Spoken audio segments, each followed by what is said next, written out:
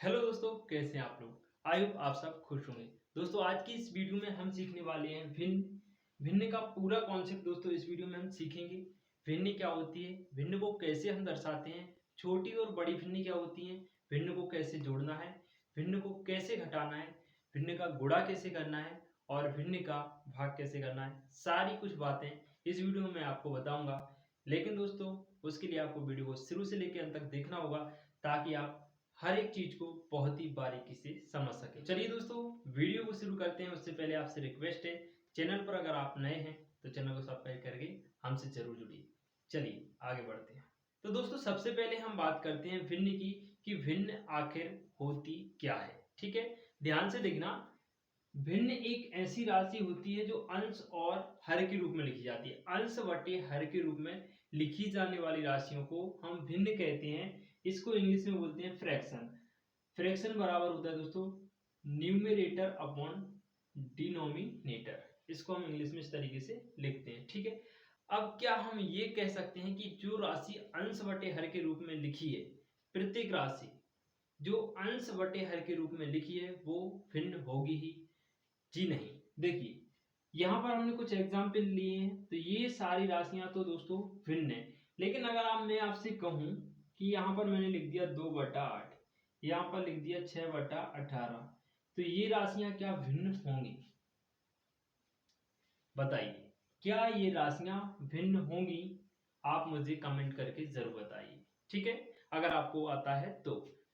लेकिन मैं यहाँ पर कहूंगा दोस्तों इसको हम भिन्न की श्रेणी में नहीं रख सकते हैं। क्यों?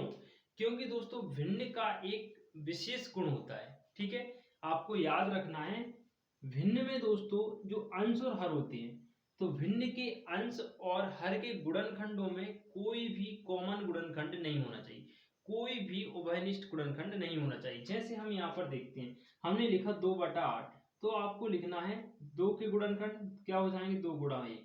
8 के गुणनखंड क्या हो जाएंगे, 2 गुणा 2 गुणा 2, यही होंगे। ठीक है, तो देखो यहाँ पर 2 कॉमन है और यहाँ पर भी 2, ये क्या आ रहा है, कॉमन गुणनखंड आ रहा है। तो जब तक ऐसी कंडीशन फ्रैक्शन में होगी तो वो फ्रैक्शन के रूप में नहीं कहलाएगी। ठीक है, जब तक कॉमन गुणनखंड होंगे तो वो फ्रैक्शन नहीं होगी।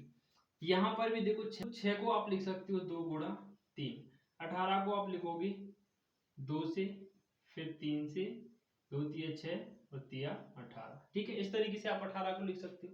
तो यहाँ देखो, यहाँ पर ये कॉमन गुणनखंड है और ये भी क्या है, कॉमन गुणनखंड है। ठीक है, तो भिन्न ऐसी राशियां होती हैं जिनके अंश और हर में कोई भी फैक्टर कॉमन ना हो। ये चीज आप बहुत अच्छे से याद रखना। ठीक है, तो यहाँ पर देखो इनमें कोई भी कॉमन राशि नहीं है, सबके यूनिक फैक्टर है। ठीक है, सबके बिल्कुल अलग अलग गुणनखंड है, इसलिए ये राशियां भिन्न की श्रेणी में आती हैं। तो आई होप दोस्तों आप यहां तक क्लियर हो गए होंगे कि भिन्न क्या होती है और भिन्न का गुण क्या होता है, किन संख्याओं को, किन राशियों को हम भिन्न कहते हैं। ठीक है, अब दोस्तों हम छोटी और बड़ी भिन्न ज्ञात करना सीखेंगे कि छोटी और बड़ी भिन्न को कैसे पहचानते हैं।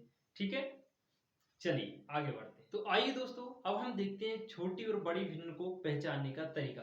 दोस्तों यहाँ पर मैं आपको 3-4 बहुत ही मोस्ट इंपॉर्टेंट पॉइंट बताऊंगा, ध्यान से आपको देखना है, उसके बाद आपको इनको नोट भी करना है और एक बार अच्छे से याद कर लेना है। देखिए सबसे पहला पॉइंट होता है दोस्तों, यदि भिन्नों के हर समान है, ध्यान देना, यदि भिन्नों के हर समान है तो जिस भिन्न का अंश बड़ा होगा, जिस भिन्न का अंश बड़ा होगा वह भिन्न बड़ी होगी और जिस भिन्न का अंश छोटा होगा वह भिन्न छोटी होगी।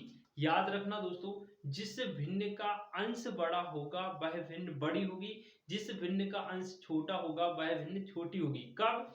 जब सभी भिन्नों के हर समान हो। उदाहरण यहाँ पर देखिए, यहाँ पर दिया है 5/7, 9/7, 11/7, 18/7। मतलब दोस्तों सभी भिन्नों को अगर आप ध्यान से देखें तो सबके जो हर हैं वो समान है। यहाँ भी 7 है, 7 है, 7 है और यहाँ भी 7 है। ठीक है, तो सभी भिन्नों के हर समान है। तो देखिए सबसे बड़ा हर, सबसे बड़ा अंश किस भिन्न का है, तो यहाँ पर देखिए ये अंश क्या है, बड़ा है, तो ये दोस्तों हो जाएगी आपकी सबसे बड़ी भिन्न। ठीक है, फिर इससे छोटी हो जाएगी ये वाली, इससे छोटी ये वाली, और सबसे छोटी हो जाएगी कौन सी, जिसका अंश सबसे छोटा है, तो ये दोस्तों आपकी सबसे छोटी भिन्न हो जाएगी। पहला पॉइंट क्लियर? कोई भी डाउट लगे दोस्तों आप कमेंट करके मुझे बता सकते हैं। ठीक है, नेक्स्ट पॉइंट ध्यान से देखिए, यदि दी गई भिन्नों के अंश समान हो। क्या समान हो दोस्तों? अंश समान हो, न्यूमेरेटर समान हो। ठीक है, तो जिस भिन्न का हर बड़ा होगा, क्या बड़ा होगा, सॉरी, तो जिस भिन्न का हर छोटा होगा, क्या छोटा होगा, हर छोटा होगा, वह भिन्न बड़ी होगी। ध्यान देना, यदि अंश समान है तो जिस भिन्न का हर छोटा होगा वह बड़ी भिन्न होगी, और जिस भिन्न का हर बड़ा होगा वह छोटी भिन्न होगी। उदाहरण देखिए, हमने लिखा 9/2, 9/5, 9/7, 9/13। यहाँ पर ध्यान दीजिए, सब में क्या है, अंश 9 9 9 है। हमारा जो न्यूमरेटर है वो क्या है, 9 है सभी भिन्नों में। तो इनमें सबसे बड़ी भिन्न दोस्तों वह होगी जिसका डिनोमिनेटर क्या होगा दोस्तों, छोटा होगा। क्या होगा दोस्तों, छोटा होगा। यहाँ पर देखिए, जो हर है वो सबसे छोटा है, तो ये वाली भिन्न सबसे बड़ी वाली हो जाएगी। क्या हो जाएगी, ये भिन्न सबसे बड़ी हो जाएगी। और ये जो सबसे बड़ा हर है, ये क्या है, बड़ा वाला हर है। क्या है, बड़ा वाला हर है। तो ये वाली जो भिन्न है दोस्तों 9/13, 9/13 हमारी सबसे छोटी भिन्न हो जाएगी। कब, जब अंश समान हो। ठीक है, तो ये कंडीशन आपको अच्छे से याद रखना है, बहुत ही महत्वपूर्ण पॉइंट है, इनको गांठ बांध लो कि याद करना ही है। एक और मोस्ट इंपॉर्टेंट पॉइंट बता रहा हूं दोस्तों, बहुत ध्यान से सुनना। यहाँ पर देखो हर समान था, यहाँ पर अंश समान था। अब मैं आपको वो चीज बताऊंगा जिसमें ना हर समान होगा ना अंश समान होगा। तो उस स्थिति में हम कैसे पहचानेंगे कि कौन सी भिन्न बड़ी है, कौन सी भिन्न छोटी है। ठीक है, चलिए आगे बढ़ते हैं। तीसरा पॉइंट बहुत इंपॉर्टेंट है, फिर से कह रहा हूं, अच्छे से इसको समझना। जब दी गई भिन्नों में अंश व हर कोई भी समान ना हो, तब हम भिन्नों का हर समान करते हैं, फिर पॉइंट नंबर 1 को फॉलो करते हैं। बहुत ही बेसिक चीज बता रहा हूं दोस्तों, बार बार आपसे कह रहा हूं कि बिल्कुल ध्यान से इसको समझ लेना। ठीक है, देखो 5/2, 7/4, 9/5 सबके हर अलग अलग है। क्या है, सबके हर अलग अलग हैं, सबके अंश भी क्या है, अलग अलग हैं, किसी का अंश और हर समान नहीं है। तो इस स्थिति में हम क्या करेंगे दोस्तों, जो तीनों फ्रैक्शन हमें दी गई हैं इनकी जो हर हैं इनका लेंगे हम एलसीएम। क्या लेंगे दोस्तों, 2 4 5, ये क्या है, हर है, 2 4 5 का एलसीएम लेंगे। कैसे लेंगे, फैक्टर निकाल के।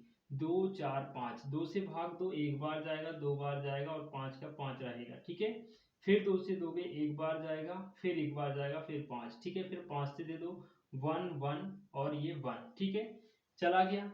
एलसीएम कितना आ जाएगा, 2 दूनी 4 और 4 पंजी कितना हो जाएगा दोस्तों, 20। तो 2 4 5 का एलसीएम बराबर कितना आ गया, 20 आ गया। अब आपको क्या करना है, अब दोस्तों आपको सबके हरों में एलसीएम 20 लिखना है। ठीक है, सबके हरों में एलसीएम कितना लिखना है, 20 लिखना है।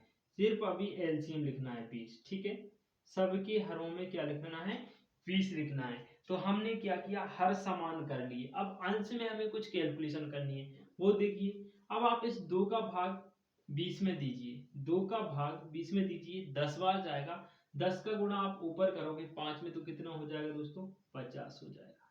कितना हो जाएगा, 50 हो जाएगा।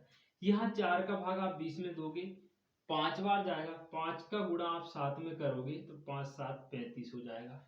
ठीक है, इस 5 का भाग 20 में दोगे, 4 बार जाएगा, 4 का गुणा आप 9 में करोगे, कितना हो जाएगा, 36 हो जाएगा। ठीक है, अब ये कंडीशन नंबर फर्स्ट जो हमने पढ़ी थी, पॉइंट नंबर पहला जो हमने पढ़ा था उसको फॉलो कर रहा है। सभी के हर समान है, जब हर समान है तो जिसका अंश बड़ा होता है वो बड़ी भिन्न होती है, जिसका अंश छोटा होता है वो छोटी भिन्न होती है। तो यहाँ पर देखो इसका अंश कैसा है दोस्तों, बड़ा है, तो ये भिन्न हो जाती है हमारी, बड़ी हो जाती है। ठीक है, बड़ी भिन्न होगी, क्या होगी, बड़ी भिन्न होगी।